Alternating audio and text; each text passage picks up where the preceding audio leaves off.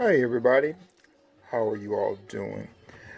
Today I'm actually going to be showing you how to change valve stem seals on an '01 Dodge Grand Caravan 3.8 liter engine. I've already kind of started removing stuff already. It was kind of an afterthought to actually film this, to kind of give somebody else an idea of, what things that you're going to encounter and what you need to do in order to do this. Um, just real quick history. So our minivan has just over 282,000 miles. I can't show that to you now because the battery is unhooked. So the odometer, isn't going to turn on. But yeah, 282 plus miles. I use fully synthetic Pennzoil motor oil, inner 5W30. I do 10,000 mile oil changes. And one of the things that's kind of led me to believe that the seals may be bad is the fact that I have to add oil about a quart every 2,000 miles. And for the most part, there are no oil leaks. Now, uh, when I removed the wiper cowling here, I did notice that there is oil back here on the valve cover, which that's happened before in the past. I think the valve cover gaskets, they've been replaced like 2 or 3 times in the life of the vehicle now. So I'm actually going to replace both valve covers because you do have to remove those in order to get to the valve stem seals. And then also down there, further down, there's an oil pressure switch down there that was leaking too, which I changed that. But I still don't believe that both those two things is causing me to have to add oil, every 2,000 miles. So I decided, well, I'm gonna go ahead and just change the valve stem seals. So over here, I have a bunch of different tools that I'm going to be using and equipment. This right here, this is the motor oil. This is clean. This is so that I can put the valve stem seals in this before I actually put it on the vehicle. I have a 6-inch extension with a 15-inch socket on here, and what this is for is so that I can rotate the engine. And this is also a 1/2 inch.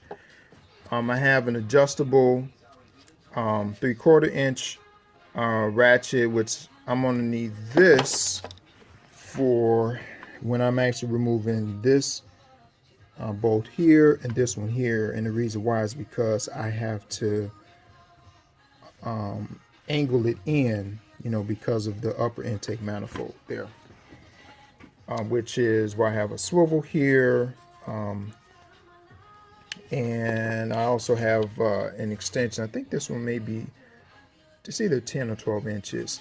And then I have a 8-inch, 8 millimeter socket for the bolts on the valve cover. This is my 1/2 inch ratchet, and it's an extension, so it extends about 18 inches. I have my air ratchet, which is going to make quick work of taking all of the fasteners or the bolts out. What else do I have here? My blow gun. I'm going to be using this to blow dirt and stuff away from the spark plug holes, before I take the spark plugs out. This here, this is actually a valve stem seal removal tool. I haven't used this before, but it looks like it's going to work pretty good, make the job easier. This here is a top dead center indicator. So what I do is screw this into the spark plug hole, rotate the engine to top dead center, and this actually moves up. And then what I'm going to do is I'm going to use this Sharpie marker here to mark on here when I hit top dead center. This right here is a spring compressor. This is so I can compress the spring and remove the keepers as well as the, oh, I forgot what the top of the, I think it's called the seat. I have to look that up. I don't remember what it is, but that's what this is for. This right here, these are just to be able to remove the spark plug wires from the spark plugs. I haven't used this yet, but I know there have been times in the past when I have to change out the spark plugs and the wires, and I've had a hard time getting those things off. So I'm hoping that this tool makes it easier. Panel removal tool, and I've used this to take the protective cap off underneath where the crank bolt is to crank the engine over, which I'll show you that when I get down there.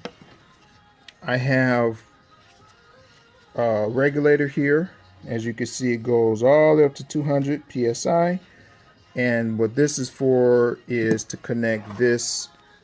This is called a valve stem holder hose. So I connect this to this here, to the regulator. I thread this into the spark plug hole once I hit top dead center, and I apply pressure in there. I'm going to do 80 psi. And so that's what this is for. Here are my valve stem seals here. All right. Here those are, and it's a total of 12. And this is the part number. I bought this from AutoZone. And then right here are the valve cover gaskets because I'm going to replace those two as well. Also helps if you have a couple of flashlights to work with. And while you're doing this, you might as well go ahead and change out that PCV valve right here, which I'm going to do that. The two auto parts stores I went to didn't have them in stock, so I'm going to actually buy that probably in a couple days. Yeah. Oh, then of course you need compressed air. You need that. Don't forget, wear safety glasses and make sure that you have some rubber gloves. And yeah, that's it. All right, so the first thing I'm going to do is I'm going to go ahead and remove all of these 8mm valve cover bolts on here, and I'm going to start with my air ratchet because, like I said, it makes it much faster to do. And just remember for under here, which I'm not going to show you, these two top ones here, I need to use the swivel, this one here, in order to get down, and I actually have to do it by hand too. I can't use my air ratchet for that. So I'm gonna just go ahead and take out a couple of them.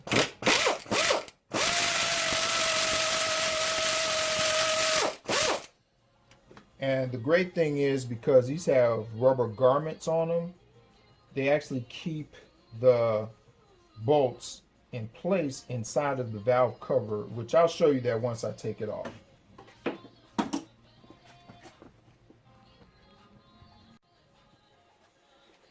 Okay, so I have all the bolts unscrewed, and now I'm going to go ahead and remove the valve cover.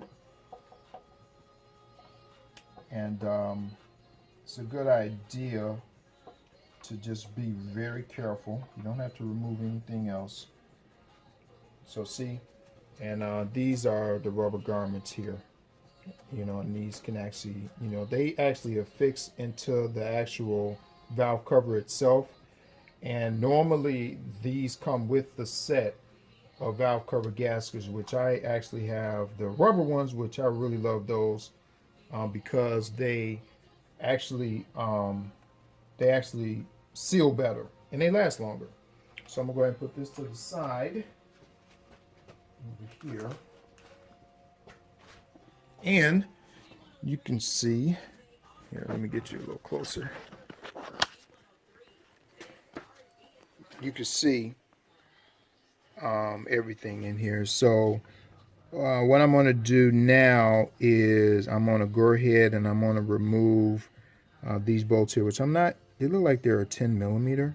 And what this is going to do, this is going to remove all of the rocker arms on here so that I can get to the the keepers and the valve spring and I forgot what this part is called here. I have to look that up and I'll put it in the video. But as you can see, our engine is like really clean. Yeah, it's really clean. Okay, so let me go ahead and do that. Be right back. Okay, so now I'm going to go ahead and remove all of the bolts here from the.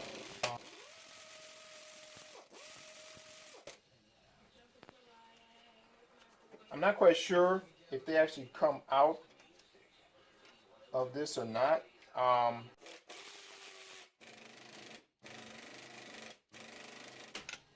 it looks like, I mean, some of these are kind of on here pretty good. I'm going to have to get my big impact.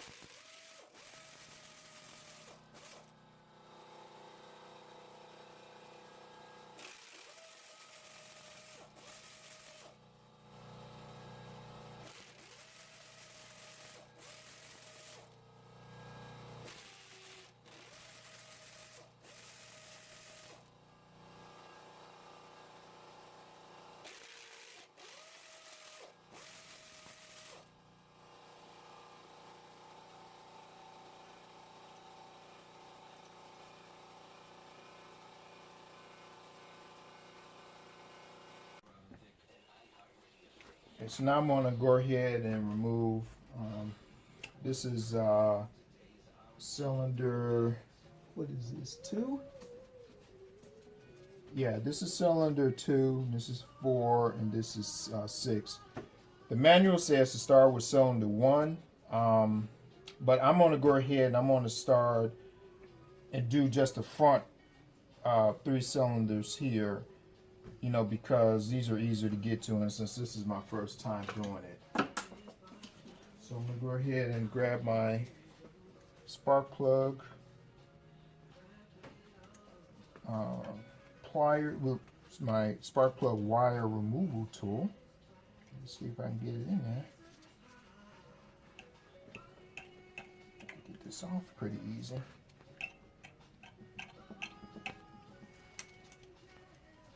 And they grip on there pretty good.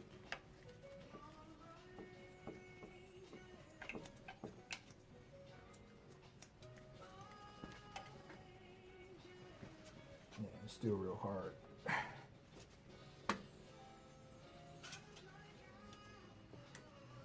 was trying not to have to do that, but it looks like I'm gonna have to because I can't. It's kind of hard trying to get this up in here.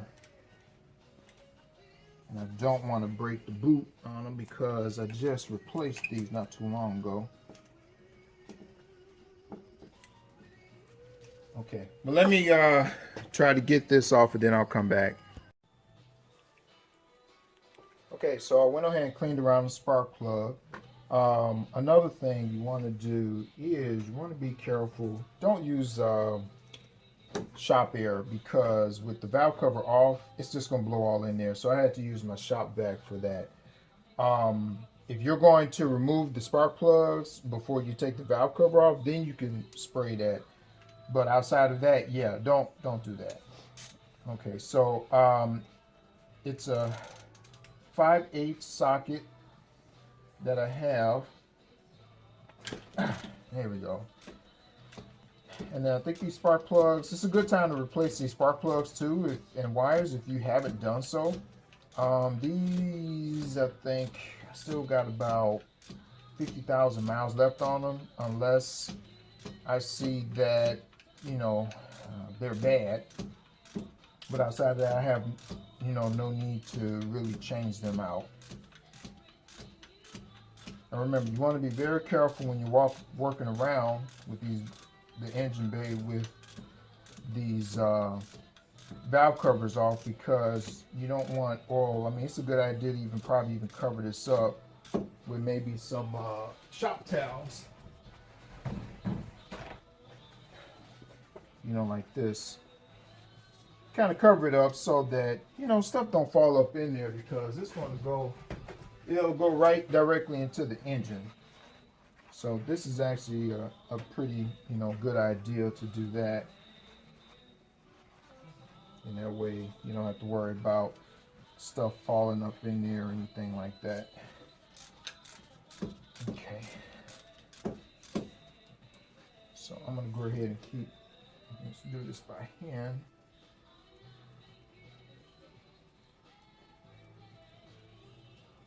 Okay. Almost got it. Seems like this thing is taking a long time to come out.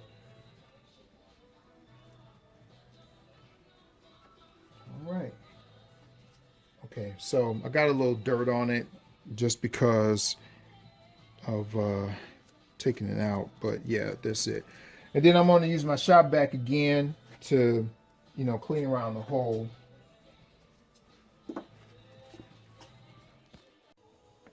Okay, so I went on ahead and I threaded in the top dead center indicator here, and to me it looked like the piston was kind of all the way up at the top, but I'm gonna rotate the engine some and see if this actually moves, because yeah, this is not sticking up at all. Yeah, it's not sticking up at all. And the reason why I say is because I use an inspection camera because I was curious to see what it looks like in the cylinder there. So I'm gonna go ahead and crank the engine and see if it actually moves. Okay, so we're underneath the engine bay, and this is the passenger side, and this right here is where you can get to the crank bolt, and this is the cover for it. So you just pop this off with a screwdriver or panel remover tool, and then what you do is you just stick the socket in with the extension pretty much straight in, and you'll feel it catch on that pulley bolt or harmonic balancer. And then you take the ratchet and then you rotate going clockwise, okay, because that's the rotation of the engine clockwise until you actually hit top dead center, which I'm gonna try to record it on top while I'm down here cranking, and we'll see how that works. And then also, you see, I'm actually using ramps here. I didn't take the wheel off or anything like that. So if you have ramps, you can do it this way, or even if you have, you want to jack her up on jack stands. But for me, the ramps work better. Okay, my head top dead center, and man, let me tell you, it's kind of hard. From what I understand, if you take all the spark plugs out, it'll make rotating the engine much easier. But yeah, so I'm gonna go ahead and mark this, and then I'm gonna hook up my shop air to pressurize the cylinder.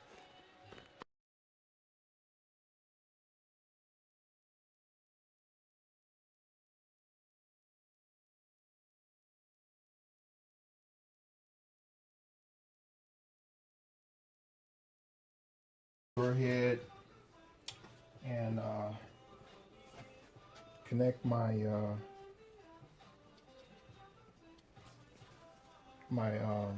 hose up and put in the cylinder there.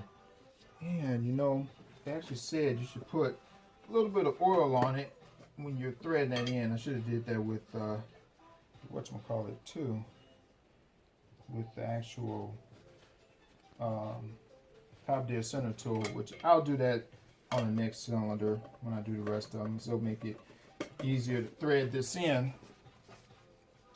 So I'm going to go ahead and try to thread this in. As you can see on here, it actually does have a rubber gasket on it to prevent air leakage. Okay. So one of the things that's challenging with these kind of hoses is trying to thread it in there, especially when it's long like this. I think I got it, yeah. And you just want to do it, hand tight. You don't want to use any kind of tools, you won't need that. Okay. Then what I'm going to do is I'm going to get my sharp ear, which is right here.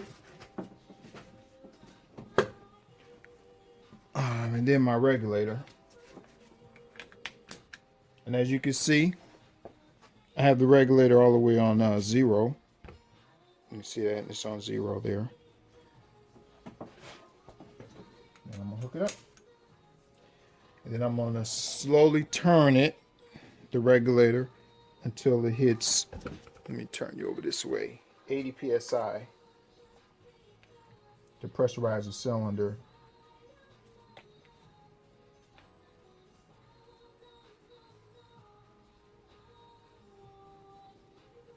Now, from what some people have told me is that sometimes the cylinder will move.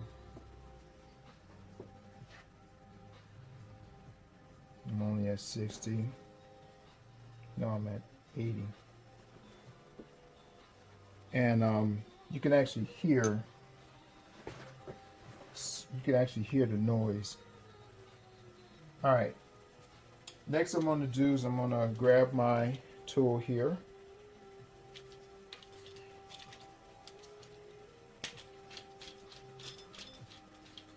Okay. And the way this works is you want to try to get the bottom one all the way on the bottom. And the one on the top, you want to get that one on the furthest top if you can.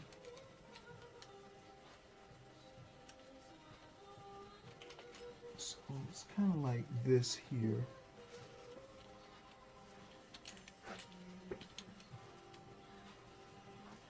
And you want to be very careful with when you're doing this, because you want the spring, you want to make sure that the notches are actually these are hooked into the spring real well. So I just gotta find a spot that's like really, it's really good here. So I got one. It's hard trying to get the other one in there. Yep, so I got one all the way in.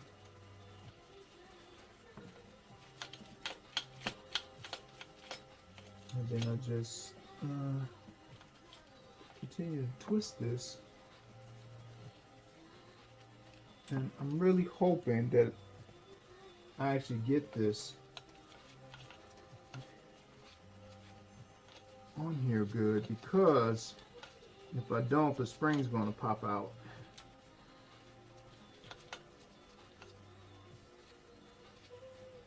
Okay. It looks like it's on there. All right, so let me take you off the tripod here so you can kind of see what I'm doing here. Okay. Maybe you can see from this way. All right. So, as you can see here, I got to make sure I get that on the, sure that's on there good, so that I don't, so when I twist this, it actually pushes it down, which is not right here. So I'm going to have to kind of adjust that. So let me go ahead and do this, and then I'll come back. Okay, man, tell you what, it was some work trying to get this to seat on there properly, but I was able to get it. I got the keepers off, which you can see right here, and if you notice, it's wider at the top. So when you put these back in, make sure that you put them in correctly. And also they have grooves in them too as well. So I forgot to tell you, you need to make sure that you have a magnet like this, because that'll help you get that off. And then all you have to do is just pull the spring up, leave it in the spring compressor there, And this is the valve stem here. And so let me grab the tool, the valve stem tool, and I still have 80%. You can still hear air coming out. Also, I plugged the holes down here so the keepers won't fall down in the engine as well. And so basically, it's supposed to go like this. And it's supposed to come right up. Okay.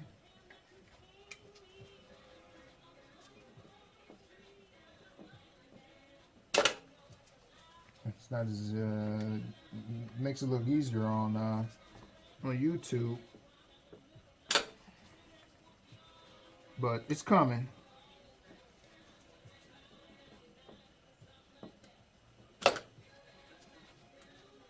Okay, there we go. Okay, and there's the valve stem there. Doesn't look too bad, not really. Yeah, doesn't look too bad. Let me take you off of here. Okay, so you see, right there, that's where the valve's stem seal sits right here. All right, so I'll show you the seal in just a minute, but what I'm going to do is I'm going to clean off the valve stem as well as the part where the seal goes on.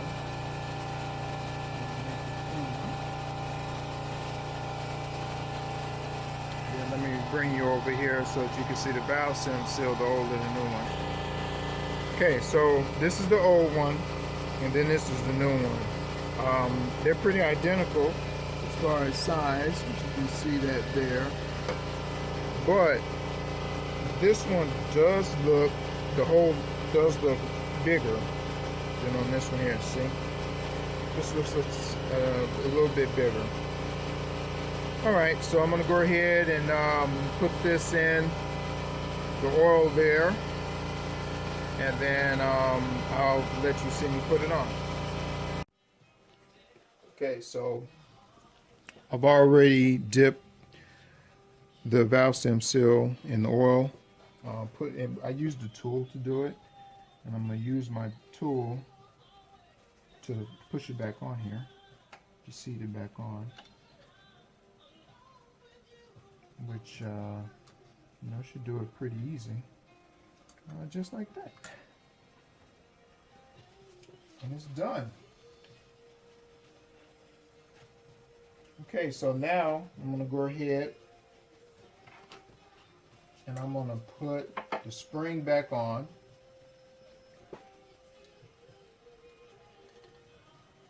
Drop it on there, and also let me show you this right quick. The valve stems, they actually have grooves on them. So you got to make sure that when you put the keepers on there, that they're lined up on there. All right, so let me do that right quick. I'm not sure if you'll be able to see it. But yeah, let me just go and try to do that. And it's a good idea to use the magnets to get them back up in there. And what I found is kind of turning it sideways like this actually works better.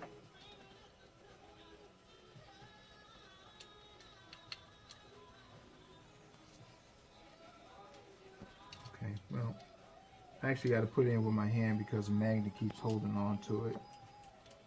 Okay, so I got one. And then I'm going to put the second one in. You got to be very careful too with these keepers because you don't want them to drop in the engine.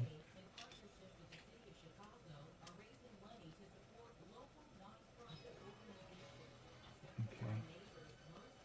Yeah, be very careful. Make sure you have your magnet handy, because if it doesn't go in, you can always fix it. I'm actually going to turn this way because it was easier for me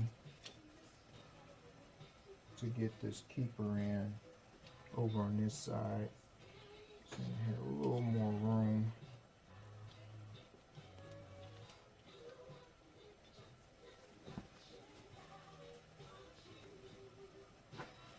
Alright, so actually the keepers went in easier than they did taking them out. Okay, so as you can see, the keepers, they're in there. Yep, you see how they're grooved up? And so now what I'm going to do is I'm going to release the tension off of here, which I have to put you back on the tripod, and because I need both of my hands to do that.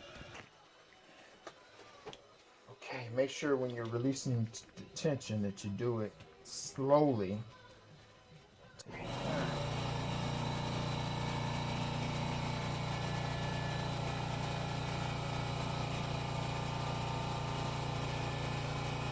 Sorry about the compressor noise. It's been cutting on and off as I've been working, but it's kept the valves up, so I'm thankful for that. This one did its job. Alright. Let's see, there we go. So as you can see, it's all up in there. So this tool works really good. So that's basically how you replace valve stem seals. And I'm gonna go ahead and do the rest of them. Put everything else in reverse. And yeah, and if you guys have any questions, let me know.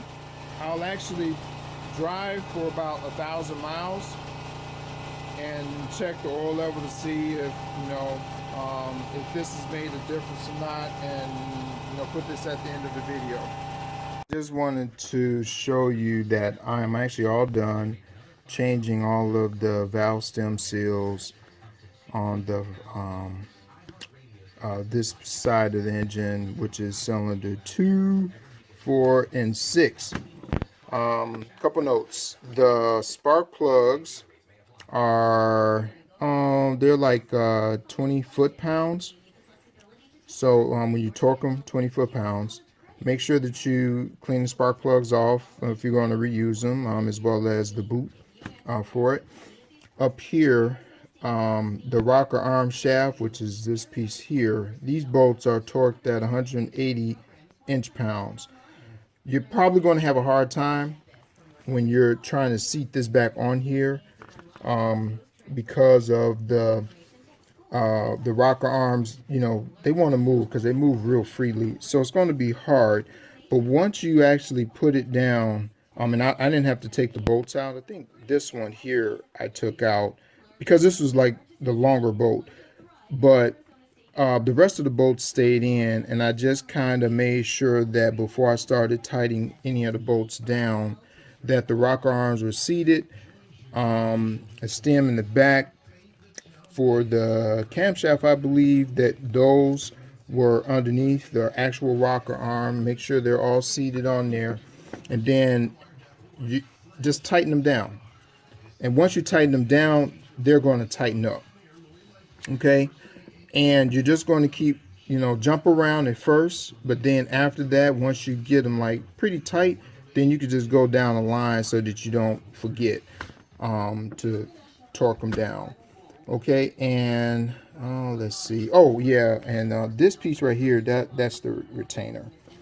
Okay, so what I'm going to do now, before I put the valve cover, the new valve cover seal on here, I'm actually going to start her up just to make sure that everything is moving the way it's supposed to. No strange noises or anything. Make sure the oil is pumping through. I don't know if I mentioned, but I did change the oil before I started this job, so I didn't start the engine prior to that. So I'm going to go ahead and do that real quick, and I'll come back. Okay, as you can see, Everything is moving just fine. The oil is circulating through. And I'm going to tell you, I actually did have a hard time starting her. I don't know if it's because she's been sitting so long, because she's also on an incline. But I did have to crank her over quite a bit in order to get her started. And she did start out rough, but then she smoothed out, which you can,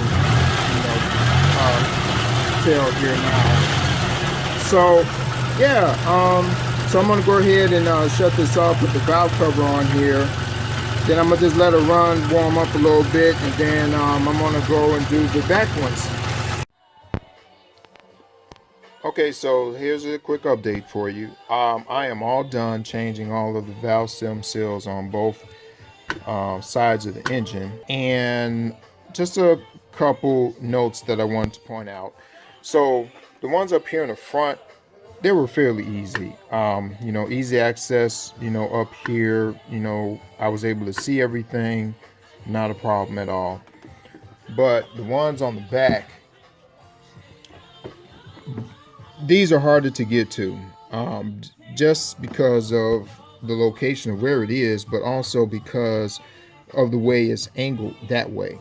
So my advice would be to remove the upper intake manifold. Make sure that you put something in the hose to prevent anything from falling down in there. Also, remove the power steering holes as well. You shouldn't really have anything to come out if you're very careful, and just plug off the holes on the actual reservoir. And then I used a spark plug, old spark plug, to plug up the return hose here. And so that way everything is clean or clear, so that you can remove the valve cover, with these. And as you can see, you have access to pretty much all of the springs and even the spark plugs. So originally I told you I wasn't going to change the spark plugs, but I changed my mind because some of them look pretty burnt, even though I still had about, I think, maybe 50,000 miles left on them. So I did put in new spark plugs, and these are the spark plugs and the number here. And then also here is the number for the PCV valve that I'm going to change out too as well. So another reason you want to take off this upper intake manifold is because it makes it so much easier being able to reach over from the front of the engine, because it's almost impossible to do it from the side. So you got to do it from the front. You may need a stool or something to stand on if your car is jacked up in the air. And you can actually reach in between here in order, see, you can reach in between here in order to use your magnet to pick up the keepers from each spring as you're doing it. So you see here, so having this all open, just take the little extra time to take this off, and trust me, you will not regret it. I think I was able to do the back in, I don't know, maybe about 2 hours or so, once I figured out the way to actually, to maneuver around back there, and everything like that. All right, so I'm gonna go ahead and I'm gonna finish putting this all together, and then the next time I will show you the mileage. I'll show you how much oil is already in the engine, and then after that, I'll come back in about 1,000 miles and I'll show you the level of the engine oil again, just to see if any of this worked, if it paid off. Okay, so I just wanted to show you the current mileage. I actually did drive, maybe about 100 miles after I finished the repair, and I'm just getting around now to shooting this part of the video. So I'm going to take you under the hood and show you where the oil level is. Okay, so I'm going to go ahead and check the oil level. She's been sitting for about 10 hours. And that's an ideal time when you want to check the oil because you'll get a more accurate reading. So I'm going to actually uh, check it once, just to kind of wipe off any excess from in the dipstick tube here. And then this time I'm actually going to look at the actual reading for it. And you can see on here, it's actually, let me see if I can get closer. My camera's having a hard time focusing right now, but it's actually on the full line here. So what I'm going to do is I'm actually going to come back in about 1,000 miles and recheck the fluid level, and that'll confirm if any of the work I did, if it actually helped, because remember I was saying that I'm losing about a whole quart in about 2,000 miles. All right, so here's the mileage: 287,383 thousand miles. So it's just roughly over 5,500 miles.